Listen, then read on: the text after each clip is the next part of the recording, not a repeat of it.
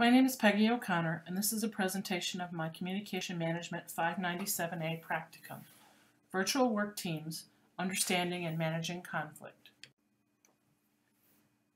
The last 8 years has seen a great increase in the number of virtual workers in the United States. Teleworkers have lots of advantages over their office-bound counterparts, not the least of which is the notion that they can and do work in their pajamas. There is evidence that suggests that teams with virtual workers experience elevated level of conflict that aren't typical to other work arrangements.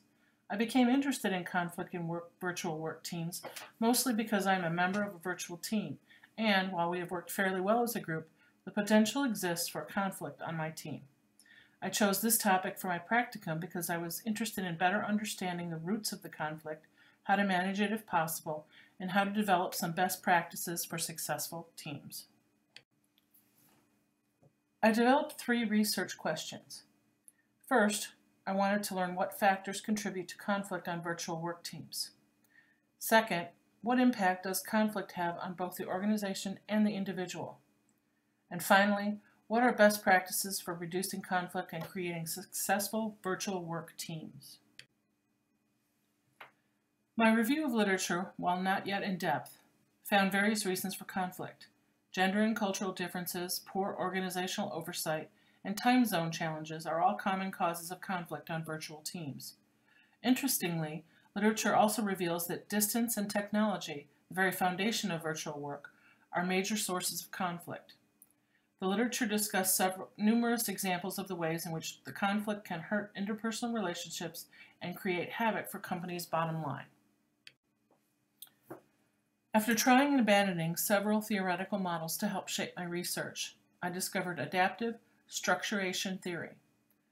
This theory is based on Anthony Giddens' structuration theory, which is formulated as the production and reproduction of the societal systems through members' use of rules and resources in interaction.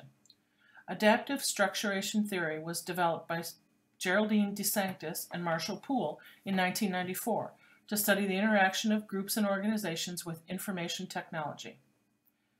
AST criticizes the technocentric view of technology use while emphasizing social aspects. Because AST can help analyze group perceptions that influence the way technology is used, and because technology can be both the cause and remedy to conflict on virtual teams, it seemed like an excellent theoretical model to use for my study. Research methodology.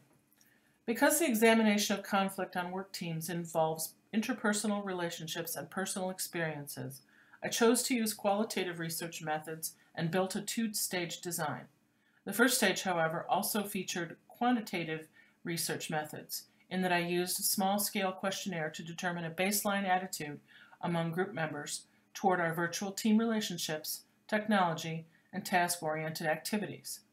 Then I interviewed team members to learn more about their perceptions of virtual work, its challenges, and the things that might create conflict. Finally, I interviewed 2 members of an online school consortium to determine how successful virtual teams might be built and sustained.